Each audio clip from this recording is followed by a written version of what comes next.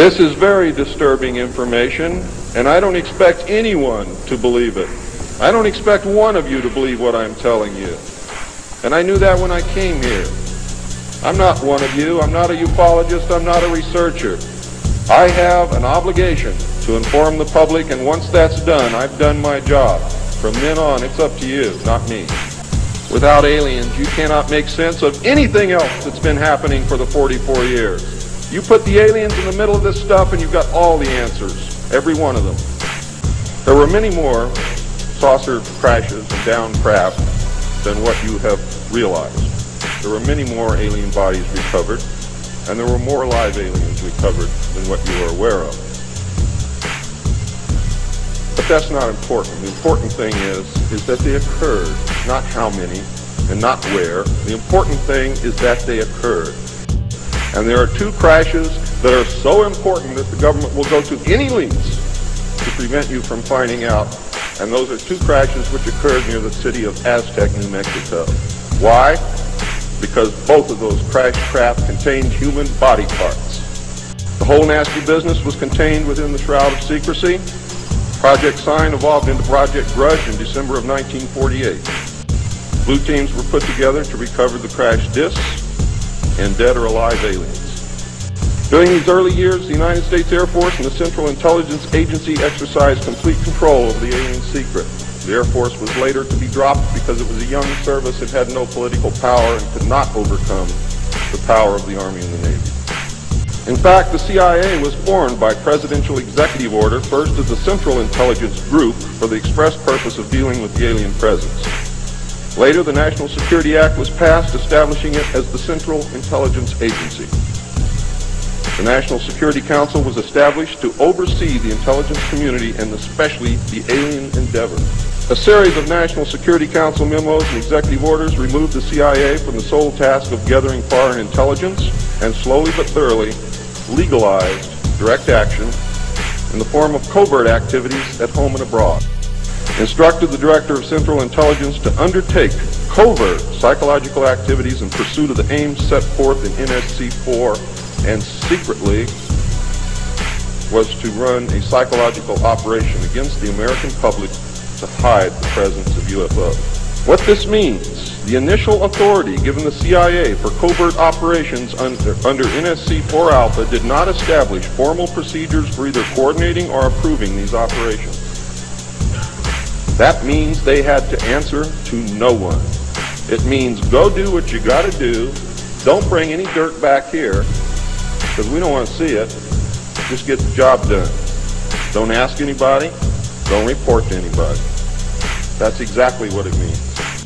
The ECG was secretly tasked to coordinate the alien projects. NSC 10/1 and 2 were interpreted to mean that no one at the top wanted to know about anything until it was over and successful. These actions established a buffer between the president and the information, and it's important that you understand this because it's important later. It was intended that this buffer serve as a means for the president to deny knowledge if leaks divulge the true state of affairs. That is to prevent the collapse of the government. If the president can stand up and say, I didn't know about it, the government can survive. If the president cannot say that, then you have a very, very dangerous situation indeed. The buffer was used in later years for the purpose of effectively isolating succeeding presidents from any knowledge of the alien presence other than what the secret government and the intelligence community wanted them to know. Now it gets nasty. Secretary of Defense James Forrestal began to object to the secrecy. He was a very idealistic and religious man who believed that the public should be told. When he began to talk to leaders of the opposition party and leaders of the Congress about the alien problem, he was asked, which is a polite way of saying you're fired, to resign by Truman. He expressed his fears to many people and rightfully believed that he was being watched and that his life was threatened. This was interpreted by those who were ignorant of the facts as paranoia, because most people had no knowledge of what was really going on. In fact, it was feared that Forrestal would begin to talk again and he had to be isolated, discredited, and shut up. Sometime in the early morning of May 22nd, 1949, agents of the CIA tied a sheet around his neck, fastened the other end to a fixture in his room, and threw James Forrestal out the window. The sheet tore and he plummeted to his death, and he became one of the first victims of the cover-up. The live alien that had been taken from the 1949 Roswell crash was called EB. It was short for extraterrestrial biological entity, and all aliens are not called EB. EB had a tendency to lie, and for over a year would give only the desired answers to questions asked. Those questions which would have resulted in an undesirable answer went unanswered. At some point during the second year of captivity, he began to open up, and the information derived from EB was startling, to say the least. And this compilation of his revelations became the foundation of what would later be finished, called the Yellow Book. Photographs were taken of EB, which among others, I and Bill English were to view years later in Grudge 13. Why do they keep the aliens in a Faraday-shielded environment? Because they have a tendency to disappear right through walls. And if you can prevent the transmission of electromagnetic energy, you can stop them from doing it. In a futile attempt to save EB and to try and gain favor with this technological superior alien race, the United States began broadcasting a call for help early in 1952 into the vast regions of space. If you know they're better than you, and if you know they can lick you, you better try and be friends with them, and that's what this effort was all about.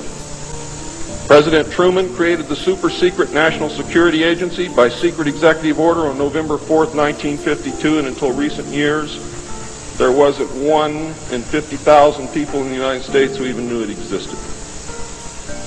Its primary purpose was to decipher the alien communications and language and establish a dialogue with the aliens. This most urgent task was a continuation of the earlier effort and was codenamed Sigma. The secondary purpose of the NSA was to monitor all communications and emissions from any and all devices worldwide for the purpose of gathering intelligence, both human and alien, and to contain the secret of the alien presence. The NSA also maintains communications with the Luna base and other secret space programs. By executive order, the NSA is exempt from all laws which do not specifically name the NSA in the text of the law as being subject to that law. How many of you know what that means? That means that if the agency is not spelled out in the text of any and every law passed by the Congress, it is not subject to that or those laws. The NSA now performs many other duties and in fact is the premier agency within the intelligence community. The CIA does have many functions which are useful to this country and some which are deadly to us. The DCI, of course, is in charge of that agency. But he is not, as everyone thinks, the head of the intelligence community. That position really and truthfully lies with the director of the National Security Agency. The primary task of the NSA is still alien communications, but now includes other alien projects as well. President Truman had been keeping our allies, including the Soviet Union, informed of the developing alien problem since the Roswell recovery. This had been done in case the aliens turned out to be a threat to the human race and thus the world. Plans were formulated to defend the Earth in case of invasion. These were international plans, which included most of the countries of the world. Great difficulty, however, was encountered in maintaining international secrecy. It was decided that an outside group was necessary to coordinate and control international efforts in order to hide the secret from the normal scrutiny of governments by the press. The result was the formation of a secret society which became known as the Bilderbergers. The headquarters of this group is in Geneva, Switzerland. The Bilderbergers evolved into a secret world government that now controls everything. The United Nations was then, and is now, an international joke. During his first year in office, 1953, at least 10 more crash disks were recovered, along with 26 dead and 4 live aliens. One of the 4 live aliens died within hours of being removed from the craft. The others died approximately 3 or 4 days later. Of the 10, 4 were found in Arizona, 2 in Texas, 1 in New Mexico, 1 in Louisiana, 1 in Montana, and 1 in South Africa. There were hundreds of sightings. Why were so many craft crashing? Because the government was scared. And when they found out that the radar was downing the craft, they started aiming the radar at the craft with lock-on radar and pump the juice through. and they brought as many down as they could. Eisenhower knew that he had to wrestle and beat the alien problem. He knew that he could not do it by revealing the secret to the Congress, because, in fact, isn't that the same as telling the public? Early in 1953, the new president turned to his friend and fellow member of the Council on Foreign Relations, Nelson Rockefeller, for help with the alien problem. Asking Rockefeller for help with the alien problem was to be the biggest mistake Eisenhower ever made for the future of the United States and most probably all of humanity, as you will soon see. In 1953, also, astronomers discovered large objects in space which were moving toward the Earth, and it was first believed that they were asteroids. Well, this failed to pan out, and the evidence proved that the objects could only be spaceships intelligently guided. Project Sigma intercepted alien communications, and when the objects reached the Earth, they took up a very high orbit around the equator. There were several huge ships, and their actual intent was unknown. Project Sigma and a new Project Plato, through radio communications using the computer binary language, which the aliens understand very well, they're very mathematical minded, was able to arrange a landing that eventually resulted in face-to-face contact with alien beings from another planet.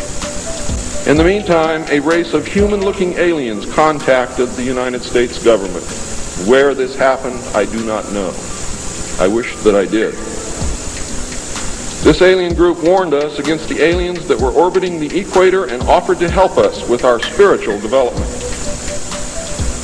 They demanded that we dismantle and destroy our nuclear weapons as the major condition.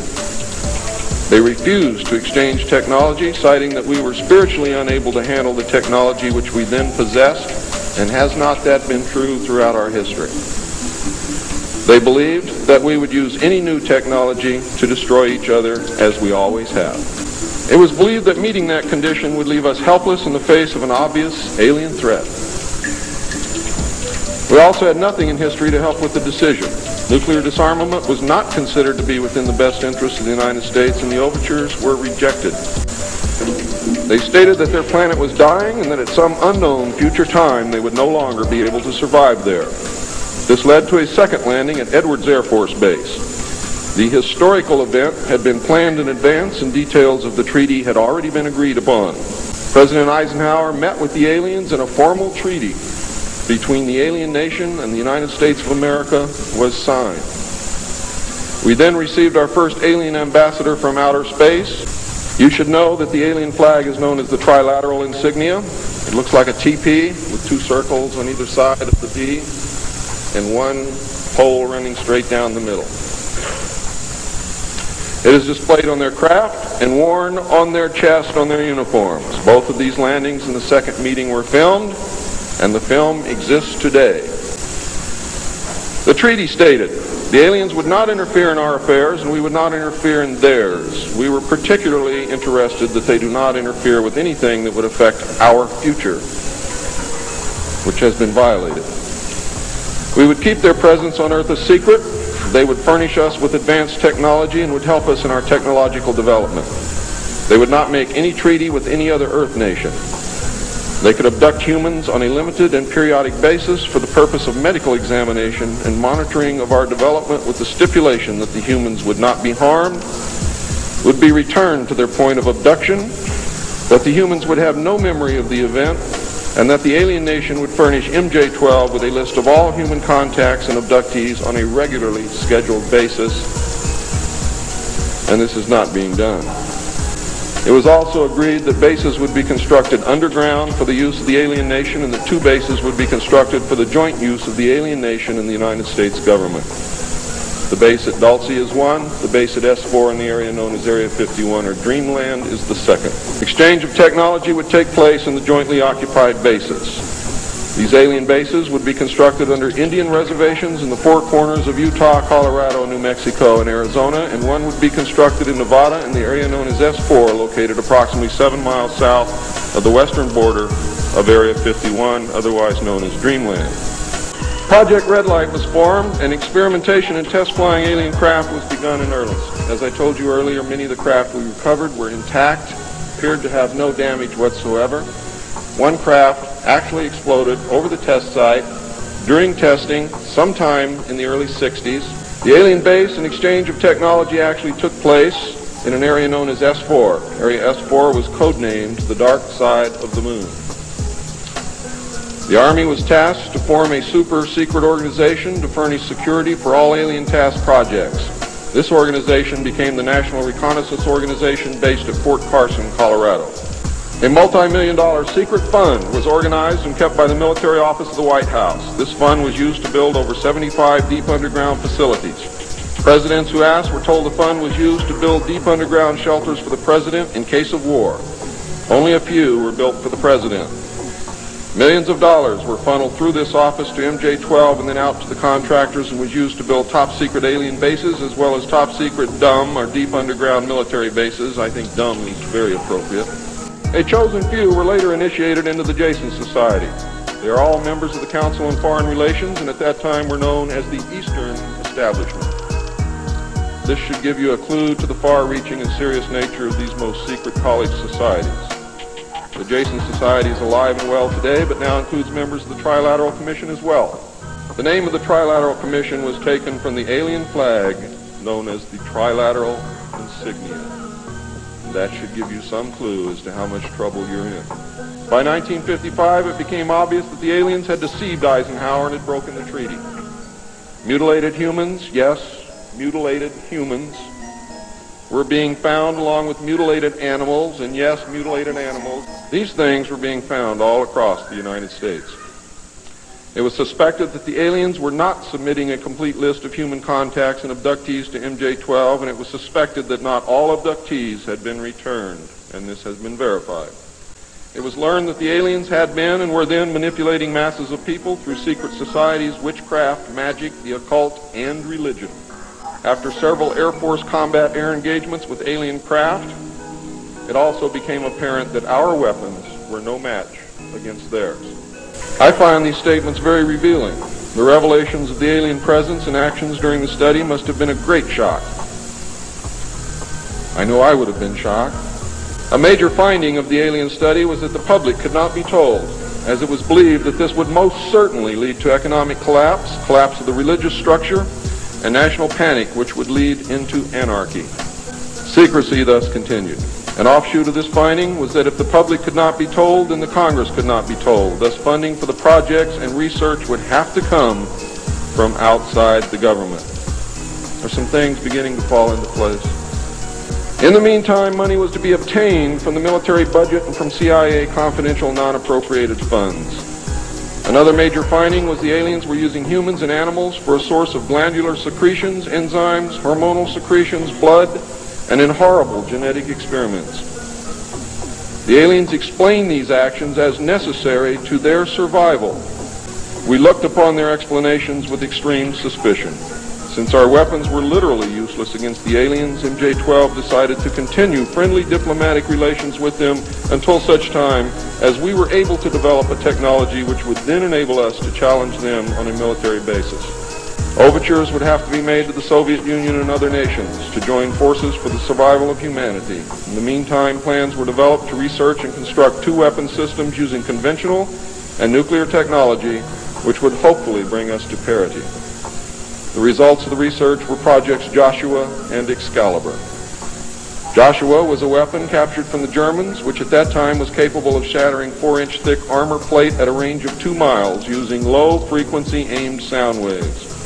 And it was believed that this weapon would be effective against the alien craft and beam weapons. Excalibur was a weapon carried by missiles not to exceed 30,000 feet above ground level, not to deviate from designated target more than 50 meters, that would penetrate 1,000 meters of tufa hard-packed soil such as that found in New Mexico, would carry a 1 megaton warhead, and was intended for use in destroying the aliens in their underground bases. Joshua was developed successfully but never used to my knowledge. Excalibur was not pushed until recent years, and now there is an unprecedented effort to develop this weapon. The people who are working on these weapons tell us that they have never been pushed so hard in their history working on any project than they are being pushed to develop Project Excalibur. The aliens explained that they had created us through hybridization and had manipulated the human race through religion, Satanism, witchcraft, magic, the occult, secret societies, etc. They further explained that they were capable of time travel and the events would indeed come to pass. Later exploitation of alien technology by the United States and the Soviet Union utilizing time travel confirmed that indeed something bad was going to happen. The aliens showed a hologram which they claimed was the actual crucifixion of Christ, which the government filmed. We did not know whether to believe them or not. Were they using our genuine religions to manipulate us? Or were they indeed the source of our religions, with which they had been manipulating us all along?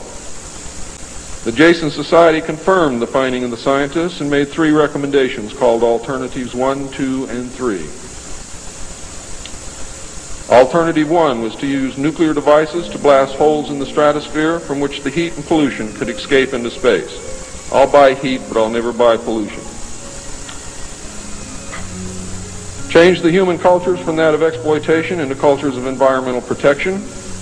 Of the 3, this was decided to be the least likely to succeed due to the inherent nature of man and the additional damage the nuclear explosions would themselves create. Alternative 2 was to build a vast network of underground cities and tunnels in which a select representation of all cultures and occupations would survive and carry on the human race. The rest of humanity would be left to fend for themselves on the surface of the planet. Alternative 3 was to exploit the alien and conventional technology in order for a select few to leave the Earth and establish colonies in outer space. I am not able to either confirm or deny the existence of batch consignments of human slaves which would be used for the manual labor in the effort as a part of the plan.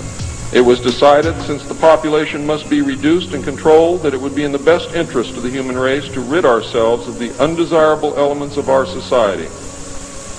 The joint U.S. and Soviet leadership dismissed Alternative 1 but ordered work to begin on Alternative 2 and 3 virtually at the same time.